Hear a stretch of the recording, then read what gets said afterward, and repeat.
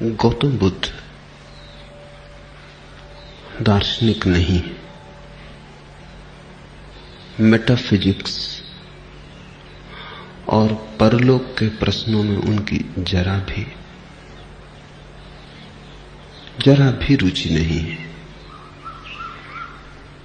उनकी रुचि है मनुष्य के मनोविज्ञान में, उनकी रुचि है मनुष्य के रोग में और मनुष्य के उपचार में।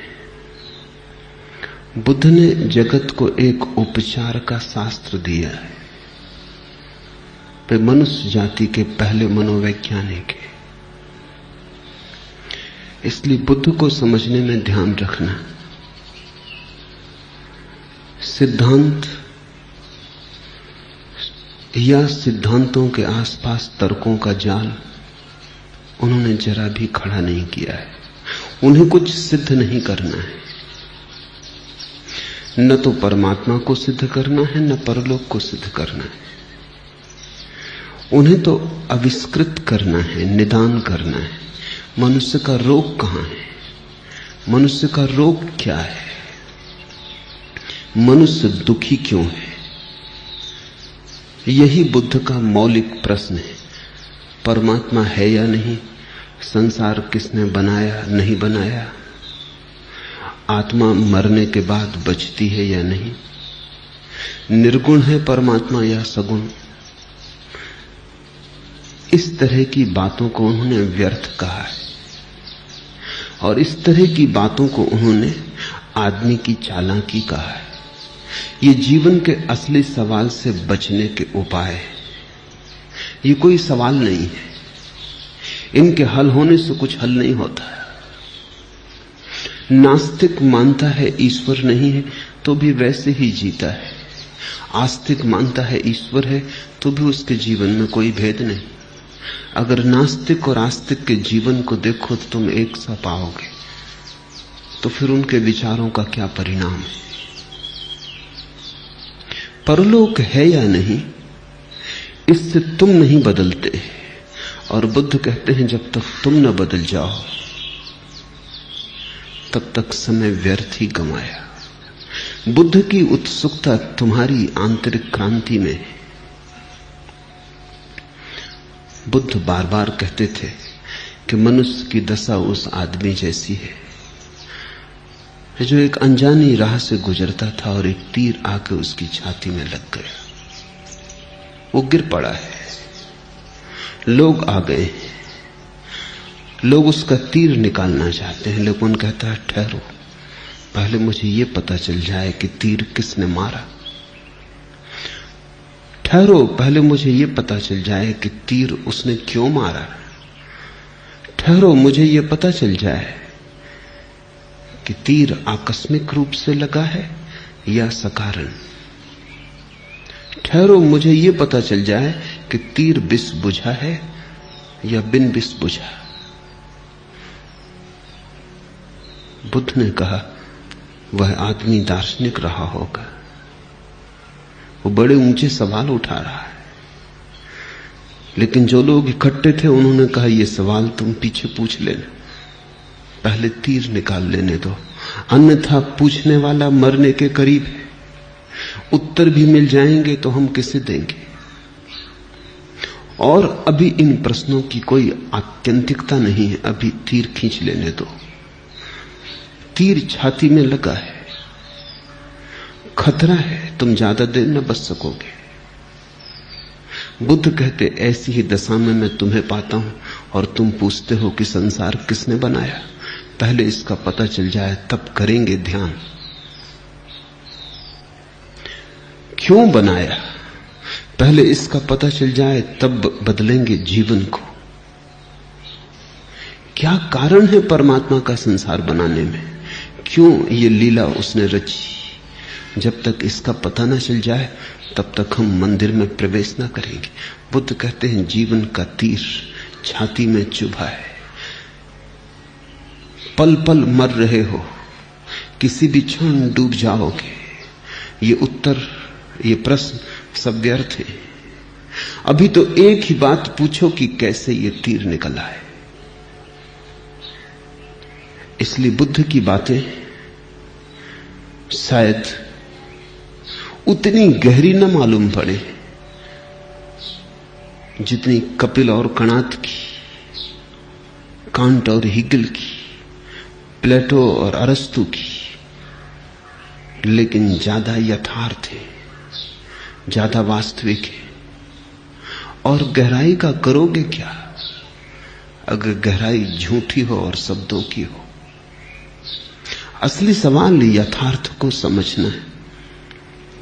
बुद्ध पहले मनुष्य हैं जिन्होंने परमात्मा के बिना ध्यान करने की विधि थी, जिन्होंने परमात्मा की मान्यता को ध्यान के लिए आवश्यक न माना, और न केवल परमात्मा की बल्कि आत्मा की धारणा को भी ध्यान के लिए आवश्यक न माना।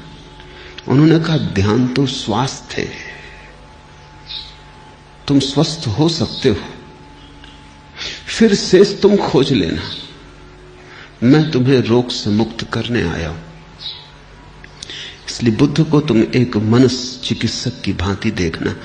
वे धर्मगुरु नहीं, धर्मगुरु मान लेने से बड़ी भ्रांति हो गई तो लोग उन्हें दूसरे धर्मगुरुओं के साथ गिन देते। वे धर्मगुरु जरा भी नहीं है। कहीं परमात्मा की धारणा के बिना कोई धर्म हो सकता है, कहीं आत्मा की धारणा के बिना कोई धर्म हो सकता है। तत्व की तो कोई बुद्ध ने बात ही नहीं की, तथ्य की बात की। उन जैसा यथार्थवादी खोजना मुश्किल है। और उन्होंने मनुष्य की असली तकलीफ को पकड़ा और कहा यह तकलीफ सुलझ सकती। उन्होंने 4 आर्य सत्यों की घोषणा की कि मनुष्य दुखी है। इसमें किसको संदेह होगा? इसका कौन विरोध करेगा? मनुष्य दुखी है, मनुष्य के दुख का कारण है। ठीक बुद्ध वैसे ही बोलते हैं जैसा वैज्ञानिक बोलता है, दुख का कारण है। क्योंकि अकारण कैसे दुख होगा? पैर में पीड़ा हो तो कांटा लगा होगा, सिर दुखता हो तो कारण होगा। पीड़ा है तो अकारण कैसे होगी? पीड़ा का कारण है। तो बुद्ध ने कहा पहला आर्य सत्य कि मनुष्य दुख में है, दूसरा आर्य सत्य कि दुख का कारण है, और तीसरा आर्य सत्य कि दुख के कारण को मिटाया जा सकता है, और चौथा आर्य सत्य कि एक ऐसी भी दशा है जब दुख नहीं रह जाता। बुद्ध ने यह भी नहीं कहा कि वहां आनंद होगा, क्योंकि वो कहते हैं व्यर्थ की बातों को क्यों करना। इतना ही कहा वहां दुख नहीं होगा। आनंद को तुम समझोगे कैसे? आनंद तुमने जाना नहीं, वो शब्द थोथा है, अर्थहीन है। तुम उसमें जो अर्थ भी डालोगे वो वही होगा जो तुमने जाना है। तुम अपने सुख को ही आनंद समझोगे, उसको थोड़ा बड़ा कर लोगे, करोड़ गुना कर लोगे, लेकिन वो मात्रा का भेद होगा, गुण का ना होगा। और आनंद गुणात्मक रूप से भिन्न है। वो तुम्हारा सुख बिल्कुल नहीं है, वो तुम्हारा दुख भी नहीं है, सुख भी नहीं। तो बुद्ध ने कहा उसकी बात कैसे करें? उसकी बात ही करनी उचित नहीं। इतना ही कहा कि दुख निरोध हो जाएगा। तुमने जिसे दुख की तरह जाना है वो वहां नहीं होगा। बीमारी नहीं होगी, स्वास्थ्य क्या होगा वो तुम स्वयं स्वाद ले लेना और जान लेना। और जिन्होंने भी स्वाद लिया उन्होंने कहा नहीं। गूंगे का गुड़ है।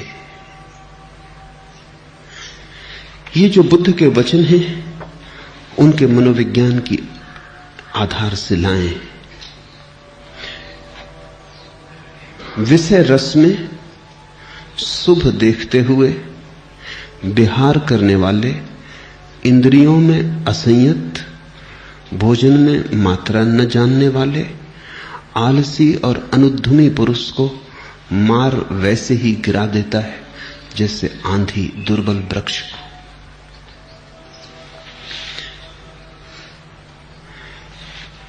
विषय रस में शुभ देखते हुए जो जीता है वह निरंतर दुख में गिरता है।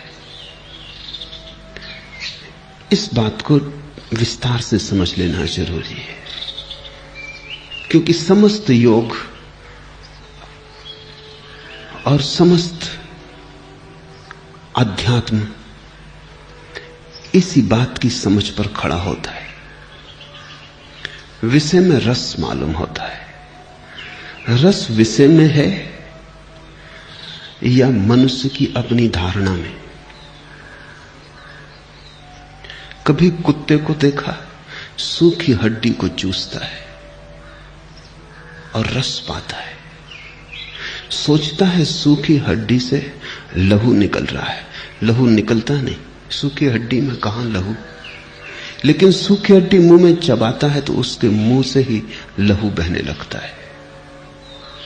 सूखी हड्डी गड़ती है, चोट करती है मुंह में, लहू निकल आता है। उस लहू को वो पीता है और सोचता है हड्डी से रस मिल रहा है।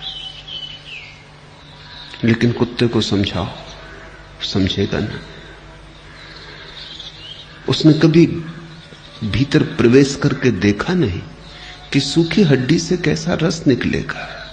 सूखी हड्डी रसहीन है, और अगर रस निकल रहा है तो कहीं मुझसे ही निकलता होगा। मैंने सुना है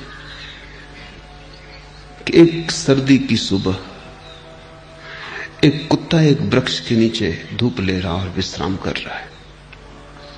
उसी वृक्ष के ऊपर जगह बनाए बैठी है एक बिल्ली, और वो भी सुबह की झपकी ले रही। उसको नींद में बड़े प्रसन्न होते देख के कुत्ते ने पूछा कि मामला क्या है, तू बड़ी आनंदित मालूम होती है। उस बिल्ली ने कहा कि मैंने एक सपना देखा, बड़ा अनूठा सपना, कि वर्षा हो रही है, पानी नहीं गिर रहा, चूहे गिर रहे हैं।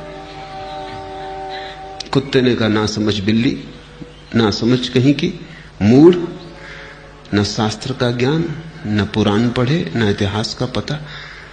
शास्त्रों में कभी भी ऐसा उल्लेख नहीं। हां, कई दफा वर्षा हुई, सूखी हड्डियां जरूर बरसी, चूहे कभी नहीं। लेकिन वो कुत्तों का शास्त्र है। बिल्ली के शास्त्रों में चूहों के बरसने का ही उल्लेख है। कुत्ते को सूखी हड्डी में रस है, इसलिए उसके पुराण सूखी हड्डियों के पास निर्मित होंगे। बिल्ली को चूहे में रस है, तो निश्चित ही चूहे में कुछ ऐसा नहीं है जिसके कारण बिल्ली को रस है। बिल्ली में ही कुछ ऐसा है जो चूहे में रस है। कुत्ते में ही कुछ ऐसा है जो हड्डी में रस है।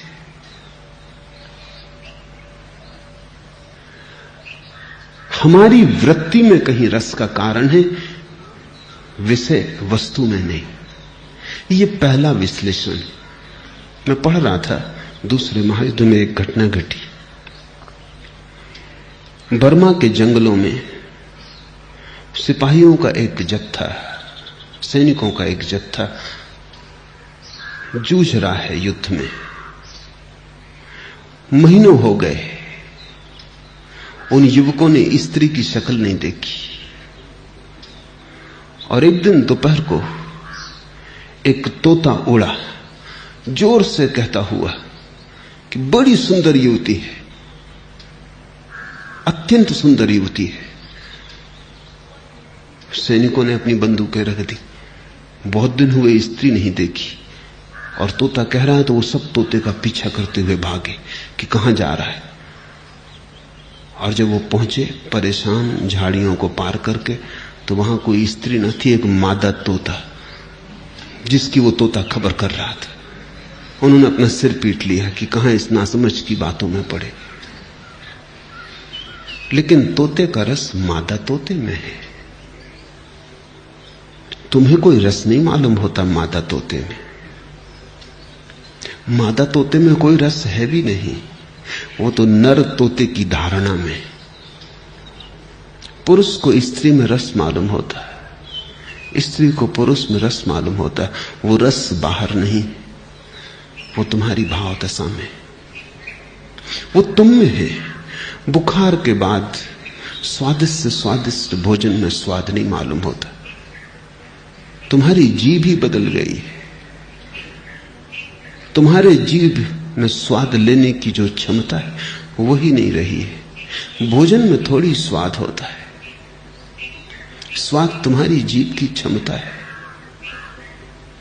जब तुम स्वस्थ होते हो स्वाद होता है, जब अस्वस्थ होते हो स्वाद खो जाता है। जीवन का जो रस है वो वस्तु में और विषय में नहीं है, वो स्वयं तुम में है। और जब तक तुम उसे विषय में देखोगे तब तक तुम गलत मार्ग पर भटकते रहोगे, क्योंकि तुम विषय का पीछा करोगे। जब तुम देखोगे कि वो रस मुझ में ही है, वो मैंने ही डाला है वस्तु में, वो मैंने ही प्रक्षेपित किया है, वो रस मैंने ही आरोपित किया है, उसी दिन तुम्हारे जीवन में क्रांति शुरू हो जाएगी। तब रस को खोजना हो तो अपने भीतर गहरे जाओ, अब बाहर जाने की कोई जरूरत ना रही। दुनिया में दो ही तरह की यात्राएं हैं, एक बाहर की यात्रा है। अधिक लोग उसी यात्रा पर जाते हैं क्योंकि उनको दिखता है कि रस बाहर है, हड्डियों में रस मालूम होता है। फिर कुछ लोग जाग जाते हैं और उन्हें दिखाई पड़ता है बाहर तो रस नहीं है, रस मैं ही डालता हूं, मैं ही डालता हूं और मैं ही अपने को भरमा लेता हूं, रस मुझ में है। तो फिर वे अंतर यात्रा पर जाते हैं। उस अंतर यात्रा को ही बुद्ध ने योग कहा है।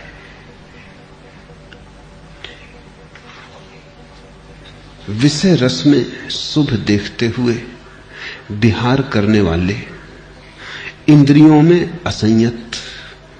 और जब तुम विषय रस में देखोगे रस, विषय में देखोगे रस, तब तुम्हारी इंद्रियां अपने आप असंयत हो जाएंगी, क्योंकि मन चाहता है भोग लो, जितना ज्यादा भोग सको, कुछ चूक ना जाए। समय भागा जाता है, जीवन चुका जाता है, मौत करीब आती चली जाती है, कुछ छूट ना जाए, कुछ ऐसा न रह जाए कि मन में पछतावा रहे कि भोग ना पाए। तो भोग लो, ज्यादा से ज्यादा भोग लो। उस ज्यादा की दौड़ से असंयम पैदा होता है। आंख थक जाती है तो भी तुम रूप को देखे चले जाते हो, जीभ थक जाती है तो भी तुम भोजन किए चले जाते हो, पेट और लेने को तैयार नहीं है फिर भी तुम भरे चले जाते हो। तब रस तो दूर रहा, विरस पैदा होता है। ज्यादा खाने से कोई आनंदित नहीं होता, पीड़ित होता है। ज्यादा देखने से आंखें सौंदर्य से नहीं भरती, सिर्फ थक जाती, धूमिल हो जाती। ज्यादा दौड़ने से धन वस्तुएं इकट्ठी करने से भीतर एक तरह की रिक्तता बढ़ती जाती है, कुछ भराव नहीं आता। लेकिन मरते दम तक, आखिरी क्षण तक आदमी भोग लेना चाहता है। मैंने सुना है, हाथ को जुम्बिश नहीं, आंखों में तो दम है। रहने दे अभी सागर और मीना मेरे आगे। मर रहे हो, हाथ नहीं हिल सकता, हाथ को जुम्बिश नहीं, आंखों में तो दम है, अभी देख तो सकता हूं। इसलिए शराब की प्याली को मेरे सामने से मत हटाओ। हाथ बढ़ा के पी भी नहीं सकता आप। रहने दे अभी सागर और मीना मेरे आगे, पर देख तो सकता हूं। मरते दम तक, जब तक आखिरी श्वास चलती है, तब तक भोग का रस बना रहता है, वो छूटता ही नहीं। जवानी चली जाती है, बुढ़ापा घेर लेता है, लेकिन मन जवान ही बना रहता है।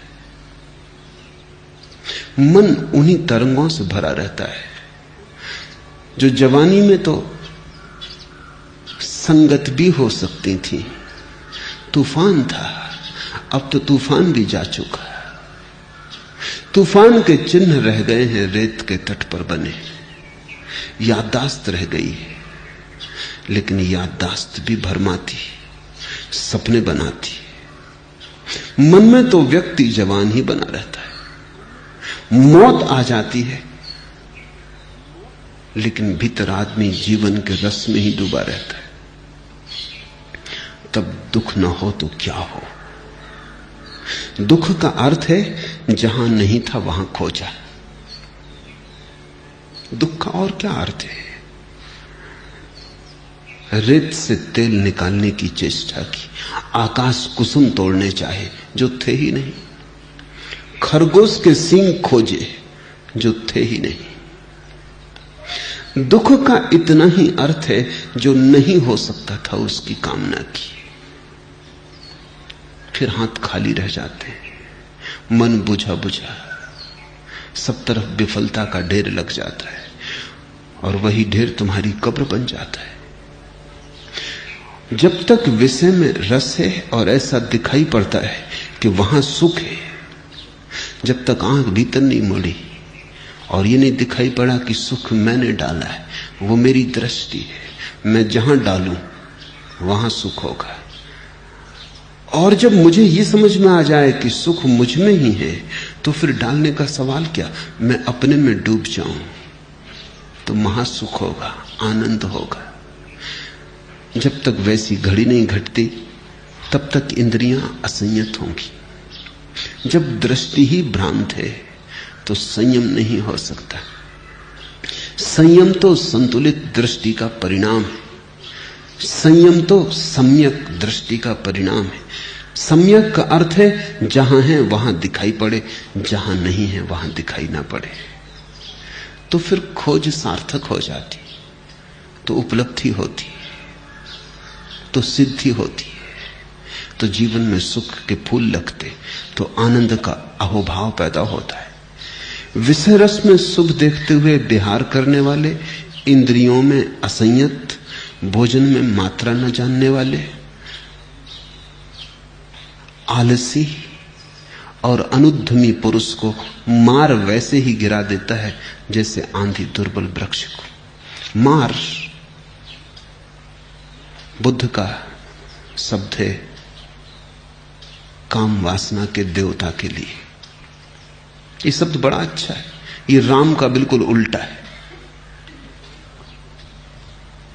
अगर राम को उल्टा करके लिखें तो मां, फिर बड़े आ की मात्रा और फिर रा, ठीक उल्टा हो जाए तो मार हो जाता है। मार बुद्ध का शब्द है काम वासना के देवता के लिए।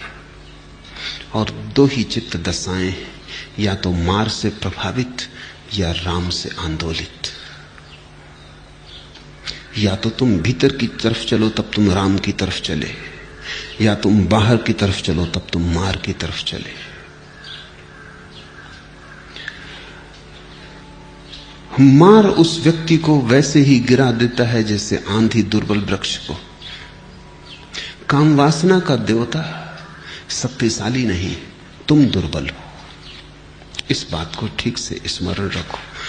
काम वासना का देवता शक्तिशाली नहीं है, और अगर तुम गिर गए हो तो उसकी शक्ति के कारण नहीं गिरे हो, तुम गिरे हो अपनी दुर्बलता के कारण। जैसे कि कोई सूखा जड़ से टूटा वृक्ष दुर्बल हुआ, दीन जर्जर हुआ, वृद्ध हुआ, आंधी में गिर जाता है। आंधी ना भी आती तो भी गिरता है।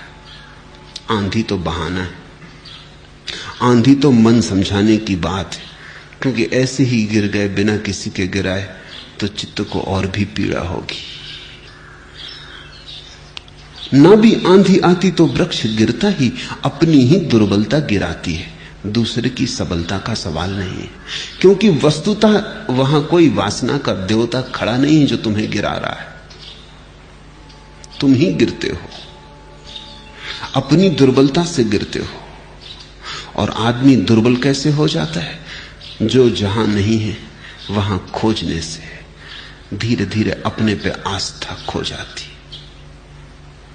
व्यर्थ में सार्थक को खोजने से और न पाने से आत्मविश्वास डिग जाता है, पैर लड़खड़ा जाते हैं, और जीवन भर असफलता हाथ लगती हो तो स्वाभाविक है कि भरोसा नष्ट हो जाए और आदमी डरने लगे, कपने लगे।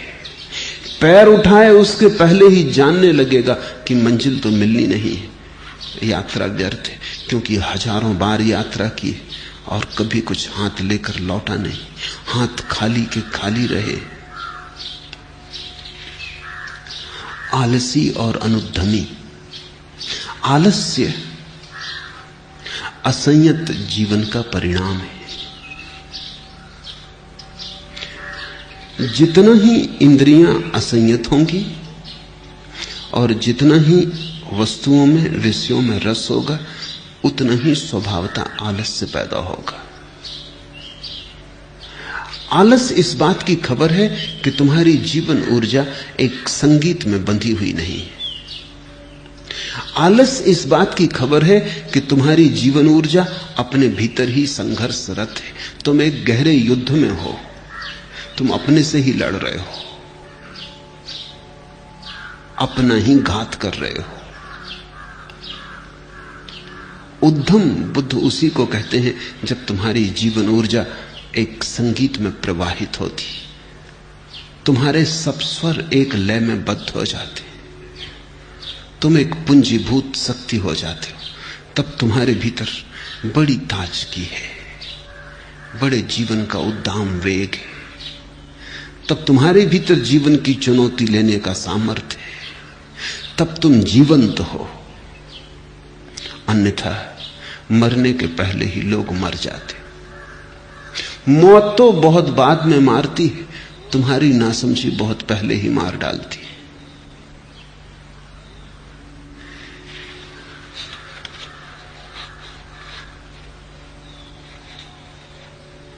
विषय रस में अशुभ देखते हुए विहार करने वाले, इंद्रियों में संयत, भोजन में मात्रा जानने वाले, श्रद्धावान और उद्यमी पुरुष को मार वैसे ही नहीं डिगाता जैसे आंधी सैल पर्वत को।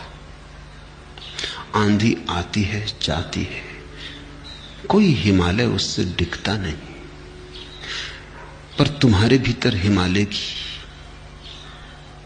शांत संयत दशा होनी चाहिए। हिमालय एक प्रतीक है, बहुमूल्य, सैल शिखर। अर्थ केवल इतना है कि तुम जब भीतर अडिग हो, जब तुम्हें कुछ भी डिगाता नहीं, जब तुम ऐसे स्थिर हो जैसे सैल शिखर, आंधी आती है चली जाती है, तुम वैसे ही खड़े रहते हो जैसे पहले थे। तब तो ऐसा होगा कि आंधी तुम्हें और स्वच्छ कर जाएगी, गिराना तो दूर, तुम्हारी धूल झंखार झाड़ जाएगी, तुम्हें और नया कर जाएगी, ताजा कर जाएगी। इसे ऐसा समझो कि तुम राह से गुजरते हो, एक सुंदर युवती पास से गुजर गई।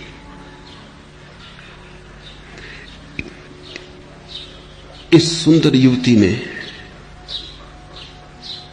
जीवन की एक धारा, एक तरंग तुम्हारे पास से गुजरी। अगर तुम्हारी ऐसी भ्रांति चित्त की दशा है कि रस विषय में है, तो तुम कब चाहोगे? तो ये स्त्री का गुजर जाना या पुरुष का गुजर जाना तुम्हें ऐसे कपा जाएगा जैसे कि कोई सूखे मरते हुए वृक्ष को आंधी कपा जाए, गिरने को हो जाए या गिर ही जाए। तब तुम पाओगे कि ये घटना दुर्भाग्यपूर्ण हो गई। लेकिन अगर तुम संयत हो, अगर तुम शांत हो, अगर तुम मौन हो और अडिग हो, अगर ध्यान की तुम्हारे जीवन में थोड़ी सी भी किरण उतरी, अगर तुमने थोड़ा सा भी जाना है कि चैतन्य का शांत हो जाना क्या है, तुमने अगर अपने भीतर बैठने और खड़े होने की कला थोड़ी सी भी सीखी है, और उस घड़ी में जब एक सुंदर युवती पास से निकली या एक सुंदर युवक पास से निकला, अगर तुम अपने भीतर ध्यान में खड़े रहे तो तुम पाओगे कि उस स्त्री का सौंदर्य, वो जीवन की धारा तुम्हें निखार गई, तुम्हें ताजा कर गई, तुम्हें प्रफुल्लित कर गई। जैसे आंधी निकल गई हो और वृक्ष पर जमी हुई धूल वर्षों की झड़ गई हो, वृक्ष और ताजा हो गए। जीवन को देखने के ढंग पर सब कुछ निर्भर है। अगर तुम्हारे देखने का ढंग गलत है तो जीवन तुम्हारे साथ जो भी करेगा वो गलत होगा। तुम्हारा देखने का ढंग सही है तो जीवन तो यही है, कोई और दूसरा जीवन नहीं है। लेकिन तब तुम्हारे साथ जो भी होगा वही ठीक होगा। बुद्ध भी इसी पृथ्वी से गुजरते हैं, तुम भी इसी पृथ्वी से गुजरते हो। यही चांद तारे, यही आकाश है, यही फूल है। लेकिन एक के जीवन में रोज पवित्रता बढ़ती चली जाती, एक रोज रोज निर्दोष होता चला जाता है, निखरता चला जाता है, और दूसरा रोज रोज दबता चला जाता है, बोझिल होता जाता है, धूल से भरता जाता है, अपवित्र होता जाता है, गंदा होता जाता है। मृत्यु जब बुद्ध को लेने आएगी तो वहां तो पाएगी मंदिर की पवित्रता, वहां तो पाएगी मंदिर की धूप, मंदिर के फूल, वहां तो पाएगी एक कुंवारापन जिसको कुछ भी विकृत न कर पाया। जैसा कबीर ने कहा है, ज्यों की त्यों धर दीनी चदरिया। तो बुद्ध तो चादर को वैसा का वैसा रख देंगे। मुझे तो लगता है कबीर ने जो कहा वो थोड़ा अंडर स्टेटमेंट है, वह अतिशयोक्ति तो है ही नहीं। सत्य को भी बहुत धीमे स्वर में कहा है कि मेरी दृष्टि ऐसी है कि जब बुद्ध चादर को लौटाएंगे तो वो और भी पवित्र होगी, उससे भी ज्यादा पवित्र होगी जैसी उन्होंने पाई थी। होनी ही चाहिए, क्योंकि जैसे अपवित्रता बढ़ती है और विकासमान है, वैसे ही पवित्रता भी बढ़ती है और विकासमान है। जो पवित्रता बुद्ध को बीज की तरह मिली थी, बुद्ध उसे एक बड़े वृक्ष की तरह लौटाएंगे। जीसस एक कहानी कहते थे कि एक बाप चिंतित था, 3 उसके बेटे थे और बड़ा उसके पास धन, बड़ी समृद्धि थी। कुछ तय न कर पाता था किस बेटे को मालिक बनाए। तो उसने एक तरकीब की, उसने 3 बेटों को बुलाया और 3 बेटों को समान मात्रा में फूलों के बीज दिए और कहा कि मैं तीर्थ यात्रा को जा रहा हूं, इनको तुम संभाल के रखना, जब मैं वापस आऊं तो मुझे वापस लौटा देना। और ध्यान रहे इस पर बहुत कुछ निर्भर है, इसलिए लापरवाही मत करना। ये बीज ही नहीं है तुम्हारा भविष्य। बाप 3 वर्ष बाद वापस लौटा। बड़े बेटे ने सोचा कि इन बीज को कहां संभाल कर रखेंगे, सड़ जाएंगे, और कुछ कंबड़ हो गए, झंझट होगी, और बाप कह गया तुम्हारा भविष्य। तो उसने सोचा यही उचित होगा कि इनको बाजार में बेच दिया जाए, पैसे को संभाल के रखना आसान होगा, फिर जब बाप लौटेगा फिर बाजार से खरीद के बीज उसको लौटा देंगे। ये बात ठीक गणित की थी। दूसरे बेटे ने सोचा कि कैसे संभाला जाए, बीज कहीं खो न जाए, कुछ कमी ना हो जाए, सड़ न जाए, कुछ गड़बड़ न हो जाए, और फिर जो बीज दिए हैं कहीं बाप उन्हीं की जिद ना करे, तो बेचना तो उचित नहीं। और जब उसने कहा भविष्य इन पर निर्भर है, तो उसने एक तिजोरी में सब बीजों को बंद करके ताला लगा के चाबी संभाल के रख ली। तीसरे बेटे ने बीजों को जाके बो दिया बगीचे में, क्योंकि बीज कहीं तिजोरी में संभाले जाते हैं, और बाप ने जो अमानत दी है वो कोई बाजार में बेचने की बात है। फिर खरीद के भी लौटा देंगे तो वे वही बीज तो ना होंगे,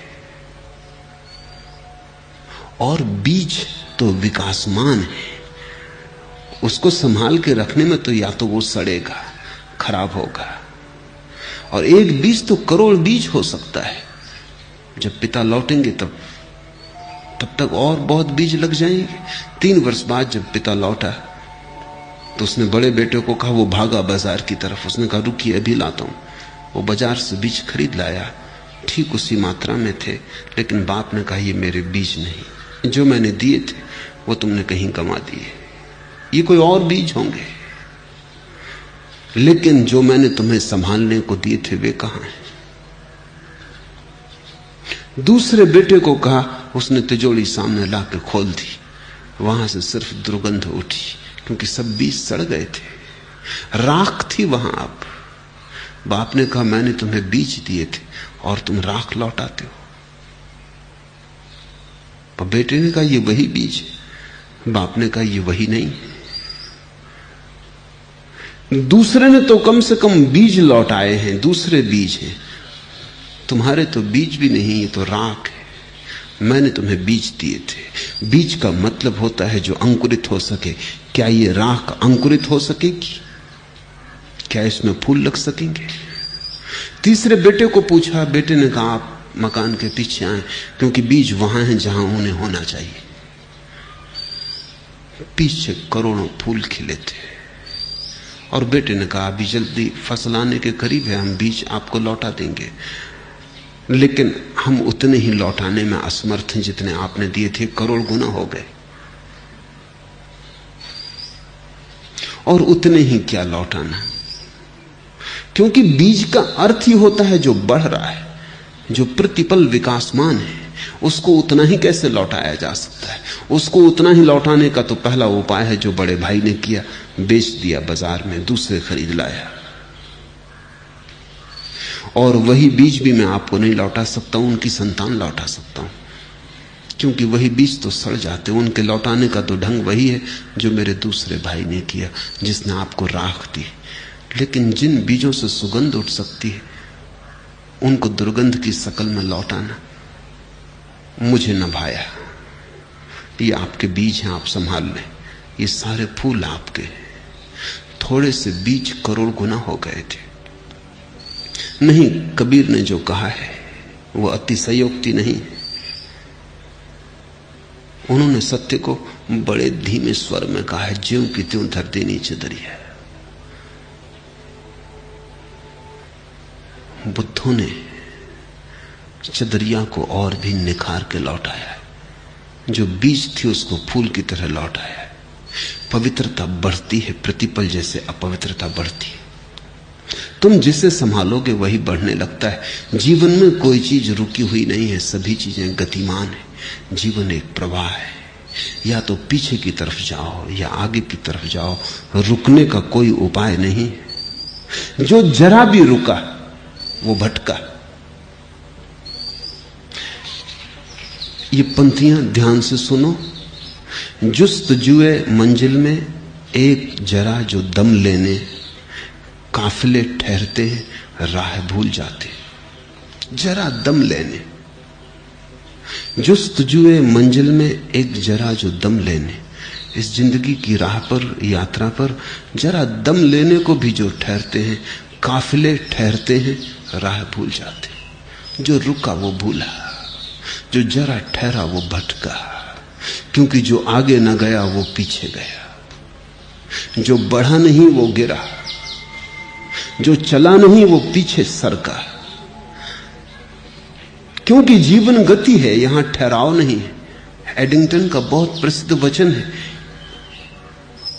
कि मनुष्य की भाषा में रेस्ट शब्द, ठहराव, सबसे झूठा शब्द है, क्योंकि ऐसी कोई घटना कहीं नहीं, कोई चीज ठहरी हुई नहीं है। तुम यहां बैठे हो, ठहरे हुए नहीं हो। तुम लगते हो बैठे हो, चल रहे हो, प्रतिपल बढ़ रहे हो।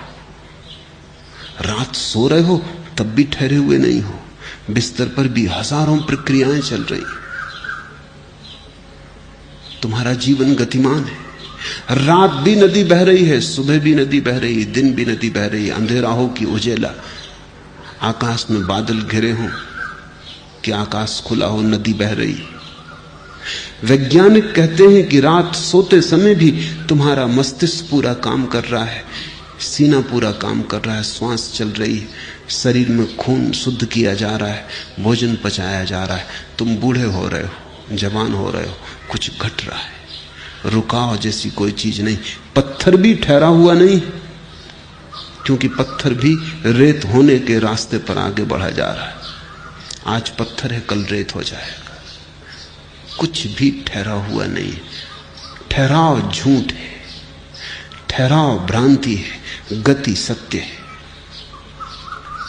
बुद्ध ने तो गति को इतने आत्यंतिक ऊंचाई पर उठाया कि बुद्ध ने कहा कि जहां भी तुम्हें कोई चीज ठहरी हुई मालूम पड़े वहीं समझ लेना झूठ है। इसलिए बुद्ध ने परमात्मा शब्द का उपयोग नहीं किया, क्योंकि परमात्मा शब्द में ही ठहराव मालूम होता है। परमात्मा का मतलब है जो हो चुका और अब नहीं हो सकता, जिसमें कोई गति नहीं। परमात्मा में गति कैसे होगी? क्योंकि गति तो अपूर्ण में होती है, पूर्ण में कैसी गति? वो तो है ही वही जो होना चाहिए, अब उसमें कुछ और हो नहीं सकता। परमात्मा बूढ़ा नहीं हो रहा, ज्यादा ज्ञानी नहीं हो रहा, अज्ञानी नहीं हो रहा, पवित्र नहीं हो रहा, अपवित्र नहीं हो रहा। बुद्ध ने कहा ऐसी कोई चीज है ही नहीं। बुद्ध ने कहा है शब्द झूठ है, होना शब्द सत्य है। जब तुम कहते हो पहाड़ है, तो बुद्ध कहते हैं ऐसा मत कहो पहाड़ है, ऐसा कहो पहाड़ हो रहा है। बुद्ध के प्रभाव में जो भाषाएं विकसित हुई, जैसे बर्मी, जो कि बुद्ध धर्म के पहुंचने के बाद भाषा बनी, तो वहां है जैसा कोई शब्द नहीं है बर्मी भाषा में। जब पहली दफा बाइबल का अनुवाद किया बर्मी भाषा में तो बड़ी कठिनाई आई। गॉड इज, इसको कैसे अनुवाद करो?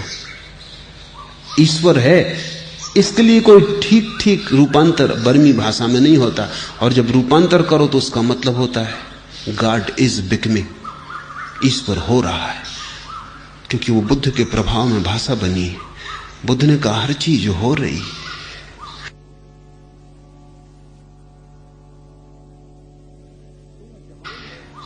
तुम जवान हो ऐसा कहना ठीक नहीं, जवान हो रहे हो।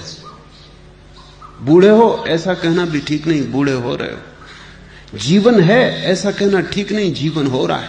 मृत्यु है ऐसा कहना भी ठीक नहीं, मृत्यु हो रही है। जगत में क्रियाएं, घटनाएं नहीं।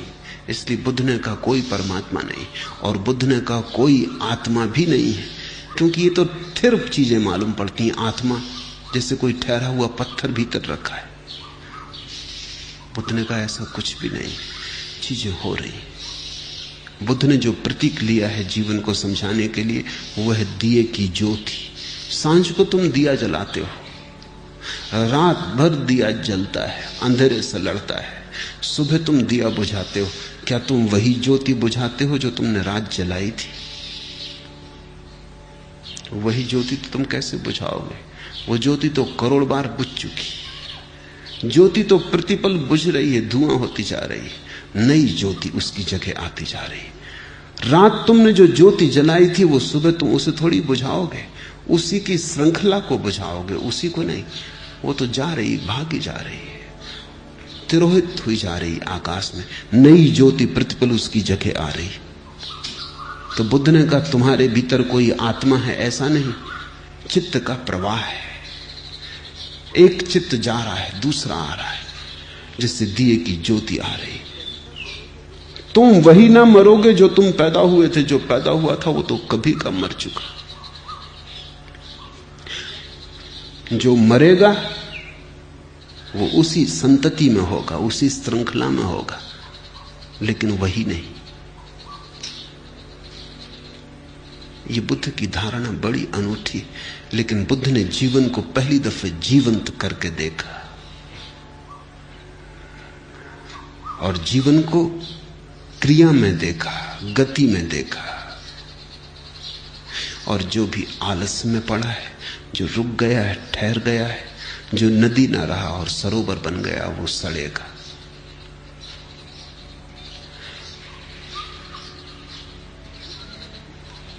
विषय रस में अशुभ देखते हुए विहार करने वाले, इंद्रियों में संयत भोजन में मात्रा जानने वाले श्रद्धावान और उद्यमी पुरुष को मार वैसे ही नहीं दिखाता जैसे आंधी सैल पर्वत को। तुम्हारी निर्बलता और दुर्बलता का सवाल है। जब तुम हारते हो अपनी दुर्बलता से हारते हो, जब तुम जीतते हो अपनी सबलता से जीतते हो। वहां कोई तुम्हें हराने को बैठा नहीं है, इस बात को ख्याल में ले लो।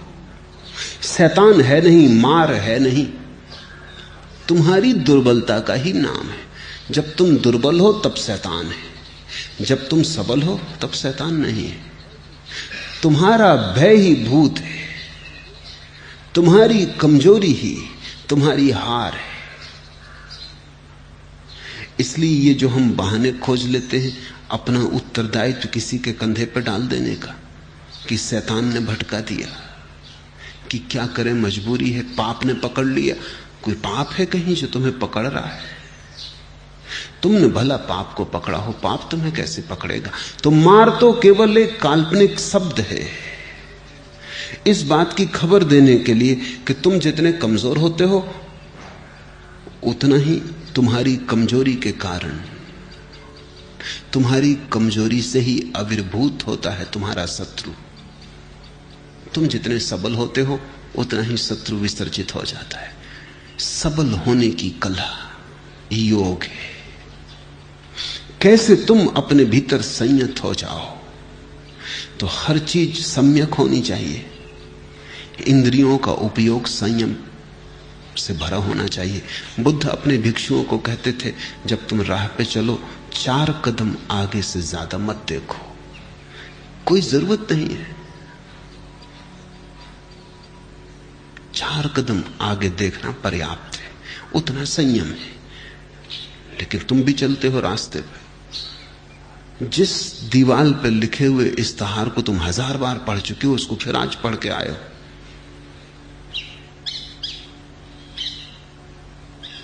वो चाहे हिम कल्याण तेल हो या बंदर छाप काला दंत मंजन, उसको तुम कितनी बार पढ़ चुके हो? उसे तुम क्यों बार बार पढ़ रहे हो? तुम उसे पढ़ो ना बुद्ध की तरह। अगर तुम 4 कदम नीचे चलो तो दीवारें अपने आप साफ हो जाएं, लोग लिखना बंद कर दें। तुम पढ़ते हो इसलिए वो लिखते। तुम जब तक पढ़ते रहोगे तब तक वो लिखते रहेंगे, क्योंकि बार बार पढ़कर तुम्हारे मन में एक सम्मोहन पैदा होता है। बंदर छाप काला दंत मंजन, बंदर छाप काला दंत मंजन। जब तुम दुकान पर दंत मंजन खरीदने जाओगे तुम्हें याद ही ना पड़ेगा तुम्हारे मुंह से कब निकल गया बंदर छाप काला दंत मंजन। तुम सोचते हो, सोच विचार के खरीद रहे हो। वो बार बार की पुनरुक्ति ने तुम्हें सम्मोहित किया, बार बार की पुनरुक्ति ने तुम्हारे मन पर संस्कार छोड़ दिए, तुम उन्हीं को दोहराए चले जा रहे हो। इसलिए तो विज्ञान का इतना, विज्ञापन का इतना भारी उपयोग है। लोग चीजें बाद में बनाते हैं, विज्ञापन पहले चला देते। अमेरिका में तो 2-3 साल बाद प्रोडक्शन शुरू होगा, उसी चीज का उत्पत्ति शुरू होगी। 3 साल पहले विज्ञापन शुरू हो जाता है, क्योंकि बाजार पहले बनाना पड़ता है, मांग पहले पैदा करनी पड़ती है। और जब मांग पैदा हो जाती तो ही बाजार में सामान लाने की कोई जरूरत है। और आदमी ऐसा पागल है कि किसी भी चीज के लिए उसको तुम खरीदने के लिए राजी कर सकते हो, सिर्फ दीवारों पर, अखबारों में, रेडियो पर, टेलीविजन पर दोहराने की जरूरत है। कुछ भी दोहराओ, आदमी तैयार हो जाएगा खरीदने को, क्योंकि उसे लगेगा कि पता नहीं कौन सा सुख मैं चूका जा रहा हूं जो इस चीज से मिलने वाला है। सुख की भ्रांति दो, सुख की आशा बंधाओ, और कोई भी चीज बेची जा सकती है। आदमी से ज्यादा मूढ़ कोई और दूसरा जानवर पृथ्वी पर नहीं। तुम किसी भैंस को भी राजी नहीं कर सकते, वो अपनी प्रकृति से जीती है, जो घास खाना है वही खाती। तुम कितने विज्ञापन करो, तुम कितने बैंड बाजा बजाओ, वो बिल्कुल फिक्र ना करेगी। लेकिन आदमी तत्क्षण, क्योंकि आदमी अपनी प्रकृति भूल गया है, तो ऐसी चीजें खा रहा है जिनमें कोई भी पौष्टिकता नहीं है। लेकिन विज्ञापन चला रहा है उन चीजों को, तो वो खाएगा। धीरे धीरे सभी चीजें अपनी पौष्टिकता खोती जा रही, क्योंकि ये सवाल ही नहीं है कि उनमें जीवनदायी तत्व होने चाहिए, रंग अच्छा होना चाहिए, गंध अच्छी होनी चाहिए। अब रंग और गंध से कोई पौष्टिकता का संबंध नहीं। रंग और गंध तो ऊपर से डाली जा सकती हैं, डाली जा रही हैं। भोजन रंगीन दिखना चाहिए, सुगंध अच्छी आनी चाहिए। फिर उससे खून बनता है या नहीं, ये सवाल नहीं है। फिर उससे हड्डी बनती है या नहीं, ये सवाल नहीं है। तुम किसी जानवर को धोखा नहीं दे सकते। वो जानता है कि क्या उसके जीवन में उपयोगी, लेकिन आदमी को धोखा दिया जा सकता है, दिया जा रहा है। हर चीज के लिए तुम उसे राजी कर सकते हो, ठीक विज्ञापन की जरूरत है। बुद्ध कहते थे 4 कदम से आगे देखना ही मत, क्योंकि उतना चलने के लिए पर्याप्त है। इसको वो संयम कहते। बुद्ध कहते जो सुनने योग्य नहीं है उसे सुनना मत, जो छूने योग्य नहीं है उसे छूना मत। जितना जीवन में जरूरी है, आवश्यक है, उससे पार मत जाना। और तुम अचानक पाओगे तुम्हारे जीवन में शांति की वर्षा होने लगी। अशांत तुम इसलिए हो कि जो गैर जरूरी है उसके पीछे पड़े हो। जो मिल जाए तो कुछ ना होगा और ना मिले तो प्राण खाया जा रहा है। गैर जरूरी वही है जिसके मिलने से कुछ भी ना मिलेगा, लेकिन जब तक नहीं मिला तब तक रात की नींद हराम हो गई है, तब तक सो नहीं सकते, शांति से बैठ नहीं सकते, क्योंकि मन में एक ही उथल पुथल चल रही है कि घर में 2 कार होनी चाहिए। एक कार गरीब आदमी के घर में होती है, 2 कार होनी चाहिए। पहले अमेरिका में वो विज्ञापन करते थे कि कम से कम घर में 1 कार होनी ही चाहिए। अब इतनी कारें तो घरों घरों में हो गई, एक एक कार तो हर घर में। तब उन्होंने दूसरा विज्ञापन शुरू किया कि 1 कार तो गरीब घर में होती। अगर तुम सफल हो तो कम से कम 2 कार घर में होनी चाहिए। अब 2 कार घर में होनी चाहिए, चाहे एक में भी बैठने वाले पर्याप्त ना हो, लेकिन 2 कार घर में होनी ही चाहिए, नहीं तो वो प्रतिष्ठा का सवाल है। अब कार कोई बैठने के लिए नहीं खरीदता अमेरिका में, वो प्रतिष्ठा की बात है, वो प्रेस्टीज, पावर, उससे शक्ति का पता चलता है कि तुम कितने शक्तिशाली हो। अब उन्होंने वहां प्रचार करना शुरू किया है कि अगर तुम सफल हो गए हो तो 1 घर पहाड़ पर, 1 घर समुद्र के तट पर और 1 घर शहर में, कम से कम 3 घर तो होने ही चाहिए। आदमी एक ही घर में रह सकता है। तुम्हारे पास कितने कपड़े तुमने इकट्ठे कर रखे हैं? कितने कपड़े तुम एक बार में पहन सकते हो? कितने जूते के अंबार लगा रखे तुमने? मैं घरों में ठहरता रहा हूं, कभी कभी दंग होता हूं। भगवान की मूर्ति के लिए जगह नहीं, जूतों के लिए अलमारियां लगा रखी। एक जूता तुम पहनते हो, इतने जूते अनिवार्य नहीं है, जरा भी आवश्यक नहीं। व्यर्थ इनको झाड़ना पहुंचना पड़ता है। तुम नाहक चम्हार बन गए हो। सुबह से इनको नाहक पहुंचो, झाड़ो, तैयार करके रखो, एक तुम पहनोगे, लेकिन कोई तुम्हें समझा रहा है कहीं से कि ऐसा होना चाहिए।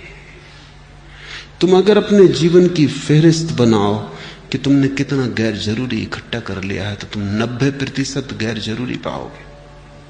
और उस 90% के लिए तुमने कितना श्रम उठाया, कितनी चिंता ली, कितने व्याकुल हुए, कितना व्यर्थ जीवन गंवाया। और अगर कोई तुमसे कहे ध्यान, इबादत, प्रार्थना, तुम कहते हो समय कहां है? समय है नहीं। समय होगा भी कैसे, क्योंकि व्यर्थ के लिए इतना समय दिया जा रहा है। बुद्ध ने कहा है, जिस व्यक्ति को भी यह समझ में आ गया कि विषयों के में रस नहीं है, वो संयत होने लगता है, अपने आप संयत होने लगता है। तब उसका जीवन वासनाग्रस्त नहीं होता, आवश्यकता से निश्चित ही मर्यादित होता है, लेकिन वासना से ग्रस्त नहीं होता। आवश्यकता की सीमा है, वासना की कोई सीमा नहीं। वासना है एक तरह की विक्षिप्तता, आवश्यकता जीवन की जरूरत है। भोजन चाहिए, कपड़ा चाहिए, छप्पर चाहिए, एक आवश्यकता है, उतनी पूरी होनी चाहिए और हर आदमी उसे पूरी कर लेता है। उसके कारण कोई चिंता नहीं है तुम्हारे भीतर। चिंता तुम्हारे भीतर उन चीजों के कारण है जो आवश्यक नहीं है, उन्हीं का तुम्हें रोग खाए जा रहा है।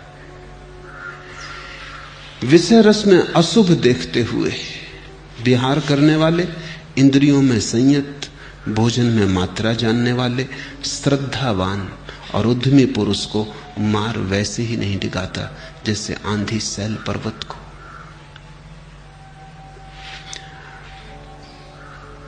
बुद्ध के संघ में बहुत समय तक बुद्ध ने स्त्रियों को दीक्षा न दी।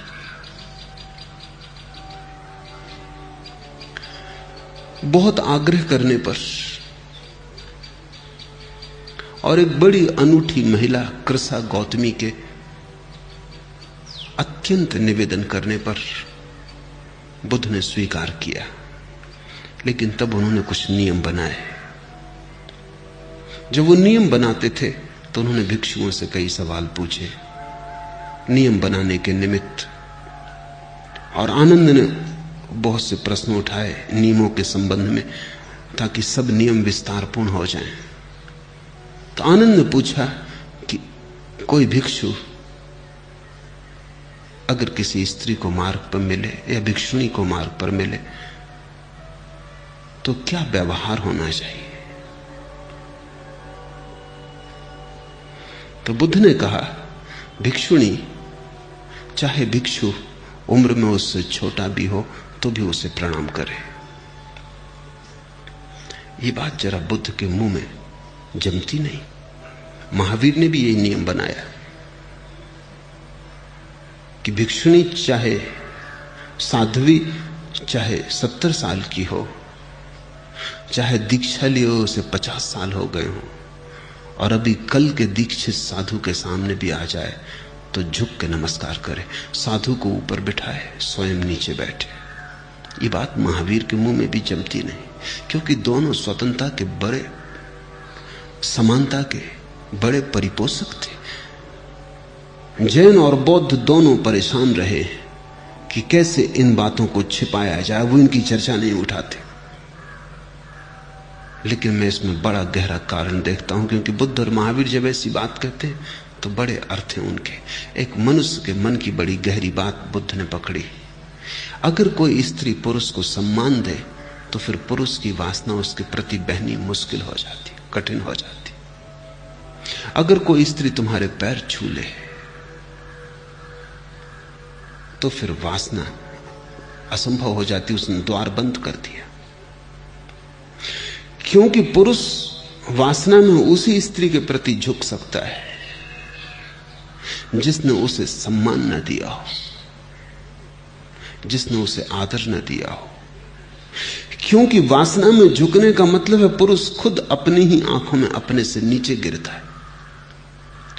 इसलिए वेश्या के साथ तुम जितने वासना का संबंध बना सकते हो, किसी और के साथ नहीं बना सकते, क्योंकि उसके नीचे सामने नीचे गिरने में कोई डर नहीं है, उसने कभी तुम्हें कोई आदर दिया नहीं। बुद्ध और महावीर ने दोनों ने पुरुष के अहंकार को पकड़ लिया ठीक जगह, कि उसका अहंकार ही अगर रुक जाए तो ही रुक सकेगा, अन्यथा वासना का प्रवाह हो जाएगा। अगर कोई स्त्री तुम्हें बहुत सम्मान से चरण छू ले तो उसने तुम्हें इतना सम्मान दिया कि अब तुम्हें इस सम्मान की रक्षा करनी पड़ेगी। अब तुम्हें ऐसा व्यवहार करना पड़ेगा जिसमें उसका दिया गया सम्मान खंडित ना हो। अब तुम वासना के तल पर नीचे न उतर सकोगे। उसने रास्ता रोक दिया। आनंद ने पूछा कि अगर कोई ऐसी घड़ी आ जाए कि स्त्री और पुरुष साथ साथ हों, भिक्षु भिक्षुणी साथ साथ हों, तो एक दूसरे का स्पर्श, तो बुद्ध ने कहा नहीं, पुरुष स्त्री को न छुए, स्त्री पुरुष को न छुए। आनंद ने कहा और अगर कोई ऐसी मजबूरी आ जाए कि भिक्षुणी बीमार हो या भिक्षु बीमार हो और सेवा करनी पड़े, तो बुद्ध ने कहा वैसी दशा में छुए, लेकिन होश रखे। पहले तो देखे ना, अगर देखना पड़े तो छुए ना, अगर छूना पड़े तो मूर्छा में ना रहे, होश रखे, भीतर जागा रहे। क्योंकि मनुष्य के मन की जो वासनाएं हैं उनकी आदत तो बड़ी प्राचीन है और होश बड़ा नया है। ध्यान तो अभी साधा है, साधना शुरू किया है, और वासना बड़ी प्राचीन है, जन्मों जन्मों की है। उसके संस्कार बड़े गहरे हैं और जरा सा भी का प्रभाव शुरू हुआ है। अगर जागे ही रहो, अगर भीतर होश को रखो, तो ही संभव है कि धीरे धीरे पुरानी परिपाटी टूटे, पुरानी लीक मिटे, नया रास्ता बने। मार के साथ संबंध पुराने, राम के साथ संबंध बनाने। जो असार को सार समझते हैं और सार को असार, वे मिथ्या संकल्प के भाजन लोग सार को प्राप्त नहीं होते। अगर तुमने सार को असार समझा है, असार को सार समझा है, अगर ऐसी विपरीत तुम्हारी बुद्धि है, सोचते रहो। इसलिए तो एक बहुत मजे की घटना जीवन में घटती। वो घटना यह है कि जब तक तुम्हें धन नहीं मिलता तब तक पता नहीं चलता कि धन आसार है, जब मिलता है तब पता चलता है। ठीक भी है, क्योंकि जब तक मिला नहीं तब तक पता कैसे चले, तब तक तो तुम्हें सार दिखाई पड़ता है।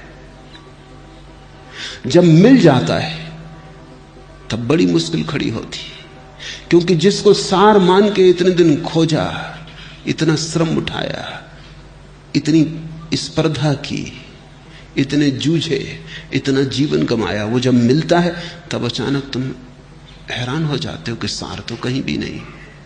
फिर भला तुम दूसरों से ना उतना की को भी नहीं चलता। जिनको तुम पंडित कहते हो उनको जितने अपने अज्ञान का बोध होता है किसी को भी नहीं होता। कहें भला ना, कहने के लिए हिम्मत चाहिए, कहने के लिए बड़ा दुस्साहस चाहिए, क्योंकि कहने का मतलब यह होगा कि मैं अपने पूरे जीवन को व्यर्थ घोषित करता हूं कि अब तक मैंने जो खोजा, जो मैंने श्रम उठाया, वो 2 कौड़ी का साबित हुआ, मैं गलती में था। बड़ा मुश्किल होता है ये मानना कि मैं गलती में था, और सफलता के शिखर पर मानना तो अहंकार के बिल्कुल प्रतिकूल हो जाता है। लेकिन यही कथा है, असफल ही सोचता है कि सार होगा धन में, सार होगा पद में। जो पद पर देखने की क्षमता हो तो हर सफल आदमी में तुम असफलता को पाओगे, और हर आदमी की यश कीर्ति में तुम बड़ा संतप्त हृदय पाओगे, रोता हुआ हृदय पाओगे।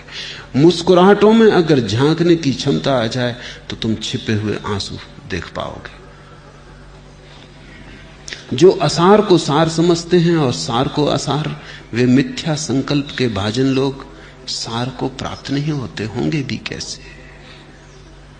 जो सार को सार जानते हैं और असार को असार, वे सम्यक संकल्प के भाजन लोग सार को प्राप्त होते हैं। सार क्या है इसे जान लेना आधा पा लेना है। क्या है सार? अब तक जिंदगी में तुमने जो खोजा है उसमें से तुम्हें क्या ऐसा लगता है जो सार कहा जा सके? धन खोज लिया, कल तुम मरोगे, वो पड़ा रह जाएगा। जो साथ ना जा सके वो सार कैसे होगा?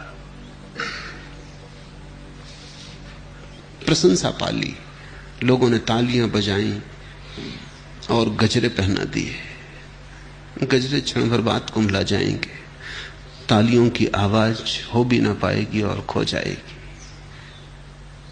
और सारी दुनिया भी ताली बजाए तो भी सार क्या होगा, मिलेगा क्या? उससे तुम्हें कौन सी जीवन? उसने भी ताली बजाई, वो गाली देगा ही, वो बदला लेगा। जब ताली बजाई थी तो वो कोई प्रसन्नता में नहीं बजा रहा था। लोग दूसरों से अपने लिए ताली बजवाना चाहते हैं, तब प्रसन्न होते हैं। तुम भी जब कोई ताली तुम्हारे लिए बजाता तब तुम प्रसन्न होते। जब तुम्हें बजानी पड़ती तुम मजबूरी में बजाते हो। शायद इस आशा में बजाते हो कि हम दूसरों के लिए बजाएंगे तो दूसरे हमारे लिए बजाएंगे। चलो अभी हम तुम्हारे लिए बजा देते हैं, कल तुम हमारे लिए बजा देना। ऐसा पारस्परिक लेन देन चलता है। हम तुम्हारी प्रशंसा कर देते हैं, तुम हमारी कर देना। लेकिन कौन किसी दूसरे की सुख के लिए चेष्टा कर रहा है? लोग अपने सुख की प्रशंसा कई बड़ी देखेंगे किसी उचित समय पर, जब हमारा हाथ ऊपर होगा तुम्हारा नीचे होगा। यहां कौन अपना है? इस जिंदगी का कुल हिसाब इतना है, कुछ हसीन ख्वाब और कुछ आंसू। उम्र भर की यही कमाई है, कुछ सुंदर सपने और कुछ आंसू। उम्र भर की यही कमाई है। सपने देखते रहो, सपनों को संजोते रहो और टूटे सपनों के लिए रोते रहो। इधर टूटे सपने इकट्ठे होते जाते हैं, तुम नए सपने देखते रहो। अतीत तुम्हारा आंसू बनता जाता है, भविष्य कुछ भी पाए नहीं, रेगिस्तान हो गया। आने वाले कल में तुम मरुद्यान बसाए हो। वो भी कल बीता जाता है, वो भी आज हो गया, वो भी कल हो जाएगा, वो भी जा रहा है। मरते वक्त तुम पाओगे पूरा जीवन एक रेगिस्तान की यात्रा थी, लंबी, थकान भरी, धूल धमास भरी, हार, संताप, चिंता सब था, लेकिन और कुछ हाथ ना लगा, धूल हाथ लगी। कुछ अपना नहीं हो पाता, और जो अपना नहीं है वो सार नहीं हो सकता। सार तो वही है जो तुम्हारा हो जाए, तुम्हारे भीतर हो जाए और कभी तुमसे अलग ना हो। आज तुम्हारा है, कल पराया हो जाए, हो ही जाएगा। कल किसी और का था। कोई घर यहां मकान नहीं है, सभी सराएं। कल कोई और ठहरा था, आज तुम ठहरे हो, कल कोई और ठहर जाएगा। दुनिया का एतबार करें तो भी क्या करें, आंसू तो अपनी आंख का अपना हुआ नहीं। अपनी आंख का आंसू भी यहां अपना नहीं होता, और अपना क्या हो सकता है? जिनको हम अपना कहते हैं वो भी अपने नहीं है। अपने अतिरिक्त अपना यहां कुछ भी नहीं। और जो और कुछ भी खोज रहा हो स्वयं को छोड़कर, वो चाहे सारी पृथ्वी की संपदा पाले, सारा साम्राज्य पाले, आखिर में पाएगा हाथ खाली, हृदय एक रोता हुआ भिखारी का पात्र जिसमें कुछ भी ना पड़ा। और जीवन ऐसे ही गया। जो जितनी जल्दी जाग जाए उतना समझदार है। बुद्धि की और प्रतिभा की यही कसौटी है कि कितनी जल्दी तुम जागे। और थोड़ी कोई बुद्धिमाप है। पश्चिम में बुद्धिमाप को नापने का ढंग है, वो बहुत सस्ता है। हमने पूरब में एक अलग ढंग निकाला। कितने जल्दी, जो जितनी जल्दी पहचान लिया उतना ही प्रतिभाशाली है। जो मरते दम तक नहीं पहचान पाता, जो आखिरी घड़ी आ जाती है और कहे चला जाता है, गो हाथ को जुम्बिश नहीं, आंखों में तो दम है, रहने दे अभी सागर और मीना मेरे आगे, वो प्रतिभाहीन है, वो मूड है, उसमें कोई समझ नहीं है। वो कितना ही समझदार हो दुनिया की नजरों में, वो अपने ही भीतर अनुभव करेगा कि उस समझदारी से उसने दूसरों को धोखा भला दिया हो, अस्तित्व को धोखा नहीं दे पाया। अस्तित्व सा को प्राप्त होते हैं। पहचान पाने का पहला कदम। हीरा हीरा समझ में आ जाए तो खोज शुरू होती है। पत्थर पत्थर समझ में आ जाए तो छोड़ना शुरू हो गया, छूट ही गया। ठीक को पहचान लेना महावीर ने सम्यक ज्ञान कहा है, शंकर ने विवेक कहा है। सम्यक दृष्टि, ठीक से देख लेना क्या अपना हो सकता है, अपने अतिरिक्त और कुछ अपना नहीं हो सकता।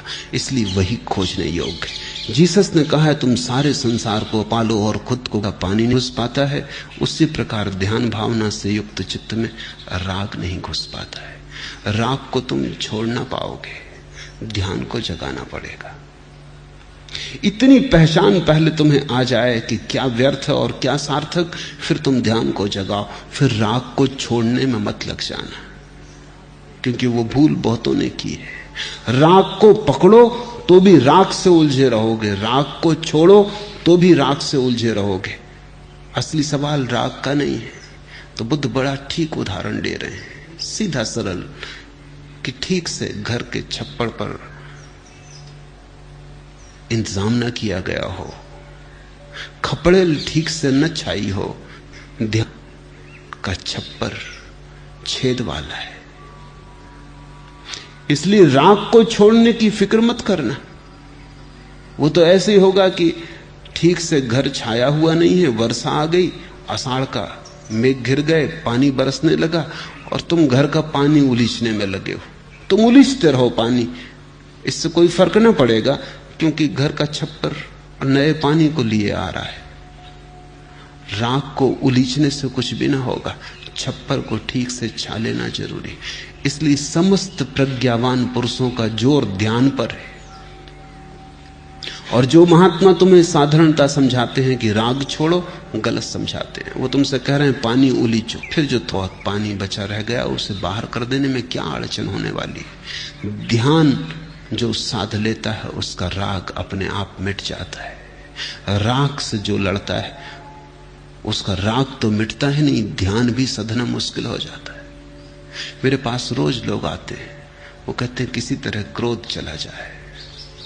मैं उनसे कहता हूं तुम क्रोध की फिक्र मत करो, तुम ध्यान करो। वो कहते हैं ध्यान से क्या होगा, आप तो हमें क्रोध छोड़ने की तरकीब बता दें।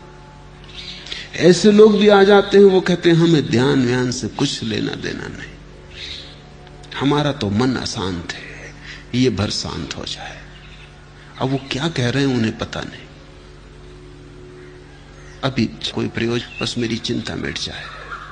अब ये आदमी ये कह रहा है कि ये जो वर्षा का पानी घर में भर गया, ये भर ना भरे, मुझे खप्पड़ छाने नहीं, मुझे मोक्ष परमात्मा आत्मा से कुछ लेना देना नहीं। अब कुछ भी नहीं किया जा सकता, क्योंकि समझ ही नहीं रहा है कि बीमारी कहां है। धन छोड़ने में मत लगना, ध्यान को पाने में लगना, क्योंकि छोड़ने में जो शक्ति लगाओगे उतनी ही शक्ति से ध्यान पाया जा सकता है। मुफ्त तो छोड़ना भी नहीं होता, उसमें भी ताकत लगानी पड़ती, वो ताकत व्यर्थ गंवा रहे हो तुम। पहला काम है घर के छप्पड़ को ठीक से छा लो।